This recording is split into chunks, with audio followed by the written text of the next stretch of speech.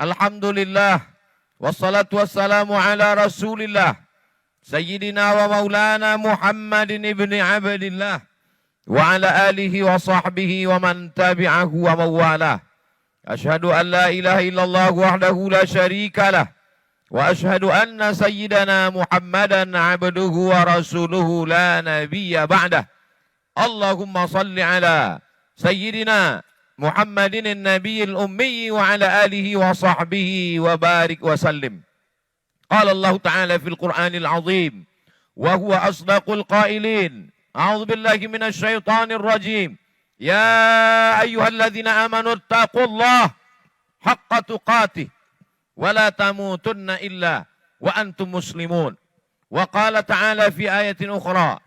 Ya ayyuhalladzina amanu taqullaha wa qulu qawlan sadida yuslih lakum a'malakum wa yaghfir lakum dhunubakum wa man yuti'illaha wa rasulahu faqad faza fawzan 'azima.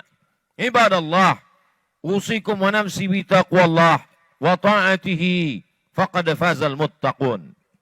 Jamaah Idul Adha yang dimuliakan Allah Subhanahu wa taala.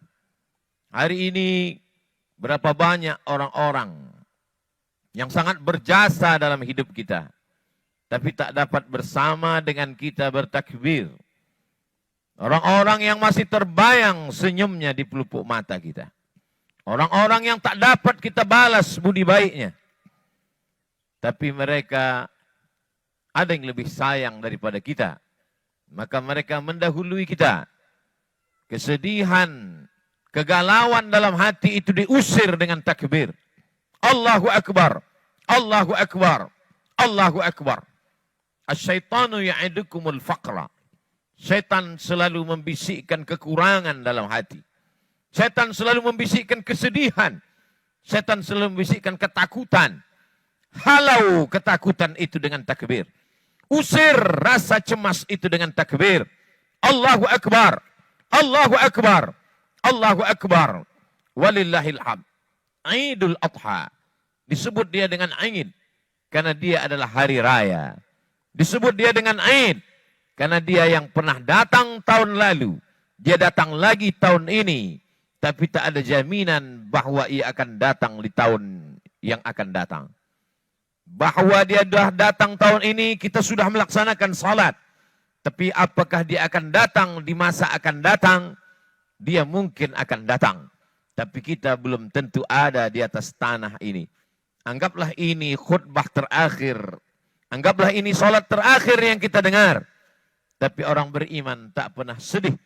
Andai umurnya bertambah, tambahan amal saleh. Andai umurnya berkurang, maka berhenti daripada perbuatan dosa. Silih berganti Idul Adha sudah kita lewati. Apa yang dapat kita ambil hikmahnya? Banyak sekali. Tapi khutbah tahun 1441, khutbah tahun 2020 ini diringkas dalam 3 pesan dapat diambil dari kehidupan Nabi Ibrahim alaihissalam. Pesan yang pertama, bahwa orang yang dekat dengan Allah, ujian tak pernah terhenti datang. Kenapa Ibrahim yang bergelar Al-Khalil, kekasih Allah, Al-Khalil, orang paling dekat dengan Allah.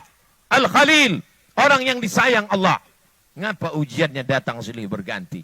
Ujian pertama datang dari seorang ayah yang tidak menyembah Allah. Ya abati, wahai ayahku, mengapa kau jadikan berhala sebagai Tuhan? Apa jawab Azar, ayah Ibrahim? La illam tantahi, kalau kau tidak berhenti menceramahi aku, kalau kau tidak berhenti mendakwahi aku, la arjumannaka, akan ku lempar kau pakai batu sampai mati. Wahjurni maliya, tinggalkan aku untuk selamanya. Tak ada ujian yang paling berat selain berhadapan dengan ayah kandung yang musyrik mempersekutukan Allah. Kasarkah Ibrahim? Tidak. Apa jawab Nabi Ibrahim? Sa'astaghfirulaka Rabbi. Aku tetap akan memintakan ampun kepada Allah atas dosa-dosamu, hai ayahku. Innahu kana bihafiyya. Allah itu sayang kepadaku. Allah itu cinta kepadaku. Aku akan memintakan ampunannya untukmu. Ini adalah pelajaran bahwa ujian akan datang silih berganti. Ada sebagian orang yang beranggapan kalau dia sudah taubat, kalau dia sudah hijrah, maka hidupnya akan tenang, senang, kenyang, lenang, tak lagi ada ujian. Salah. Hijrah bukan berarti tanpa ujian. Hijrah bukan berarti hidup akan senang, tenang, dan kenyang. Hijrah membuat kita lebih kuat kepada Allah. Bebannya tetap sama, bebannya tetap datang, tapi kekuatan lebih kuat dari sebelumnya. Itulah makna hijrah, itulah makna taubat, itulah makna mendekatkan diri kepada Allah Subhanahu wa taala. Berhadapan dengan keluarga dekat, Ibrahim lulus. Berhadapan dengan musuh-musuh Allah. Ketika mereka berdebat dengan otak, Ibrahim menang. Apa kata Ibrahim alaihi salam? Yang membunuh berhala-berhala kalian, yang memecahkan dan menghancurkan patung-patung ini adalah patung yang paling besar.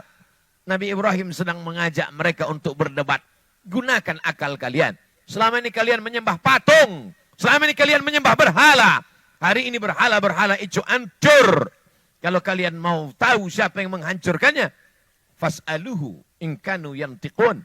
Tanya berhala yang besar ini. Tanya berhala yang besar. Digantungkan Nabi Ibrahim kampak di leher berhala itu.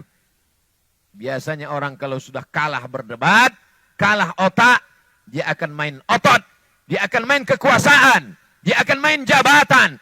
Mereka kumpulkan kayu-kayu dan batu-batu, lalu diperintahkan oleh penguasa, harriquhu, bakar Ibrahim. Mereka membakar Ibrahim. Saat itu api yang panas berubah. Sunnatullah terjadi. Apa kata Allah Subhanahu wa taala? Ya nar, wahai api, kuni bardan, sejuklah, wasalaman, selamat ala Ibrahim. Api yang tabiatnya membakar, saat itu tidak membakar. Karena Allah berkata, bardan, sejuklah engkau wahai api. Ibrahim keluar dari api unggun dalam keadaan kedinginan. Andai Allah tidak menutup ayat itu dengan salaman, selamat, mungkin Nabi Ibrahim akan mati kedinginan di dalam api yang panas. Api tak dapat membakar kalau sudah Allah berkuasa. Ini menunjukkan bahwa Ibrahim alaihi salam tetap berhadapan dengan penguasa yang zalim, berhadapan dengan berbagai macam ujian, berhadapan dengan ayah kandung, lulus, berhadapan dengan penguasa yang zalim, lulus. Tapi ada ujian yang lebih berat daripada itu. Ujian kerinduan. Ujian kehampaan hati. Ujian kekosongan jiwa. Ingin mendengar tangisan anak kecil di dalam rumah, dalam gendong dan pelukan. Berdoa Ibrahim alaihissalam. Rabbi habli minas salihin. Berikan aku anak yang saleh.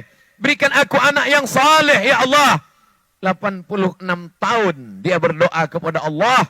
Begitu disebutkan oleh Imam Abul Fida Ismail Ibnu Katsir dalam tafsir Al-Quranil Azim. Adakah hari ini orang yang berdoa, sudah salat, sudah tahajud, sudah berinfak, sudah bersedekah, mengapa Allah tidak mengabulkan doa saya? Mengapa Allah tidak memperkenankannya? Hari ini kisah Nabi Ibrahim mengingatkan kita kembali. Sesungguhnya tak sulit bagi Allah untuk memberikan yang kau cintai, yang kau sayangi, yang kau harap-harapkan. Tapi Allah ingin kau merintih di tengah malam dalam doamu. Allah ingin melihat kau bermunajat dengan tetesan air matamu. Allah ingin kau berdoa.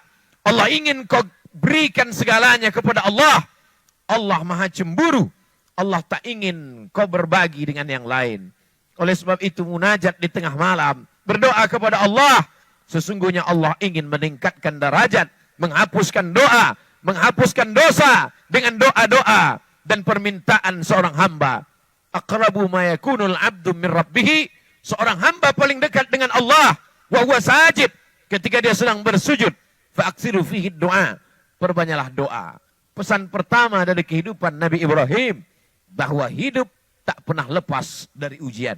Hari ini kita sedang menghadapi ujian besar. Saudara-saudaraku yang kena PHK.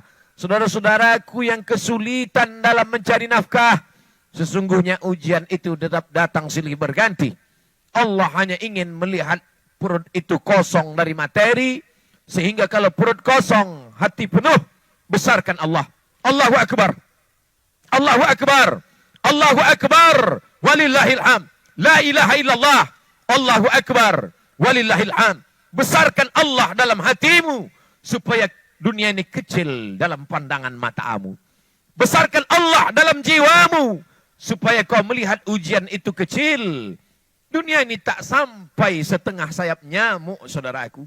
Dunia ini tak sampai setengah sayap nyamuk. Oleh sebab itu, man arafat dunia hanan alaih. Siapa yang tahu hakikat dunia, maka ringan dunia ini baginya. Allahumma la taj'alid dunya akbar hammina wala mablagha ilmina. Jangan jadikan dunia ini cita-cita terbesar kami, ya Allah. Jangan jadikan dunia ini harga terhadap ilmu kami.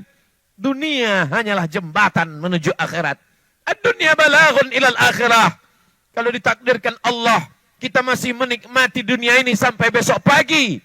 Jadikan dunia ini sebagai amal soleh. Tapi kalau dunia ini hanya berakhir sampai nanti malam, berarti husnuzan. Allah ingin membuat kita berhenti daripada dosa. Itulah mengapa Nabi Ibrahim disebut 4 kali sehari semalam.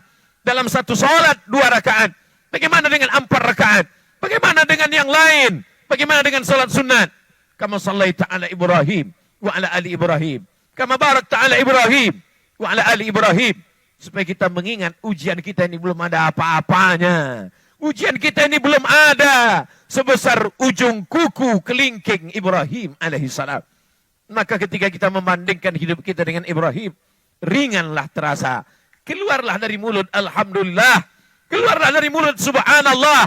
Yang keluar bukan caci maki dan sumpah serapah. Pelajaran pertama, bandingkan diri kita dengan ujian Nabi Ibrahim alaihissalam. Pelajaran yang kedua, bahwa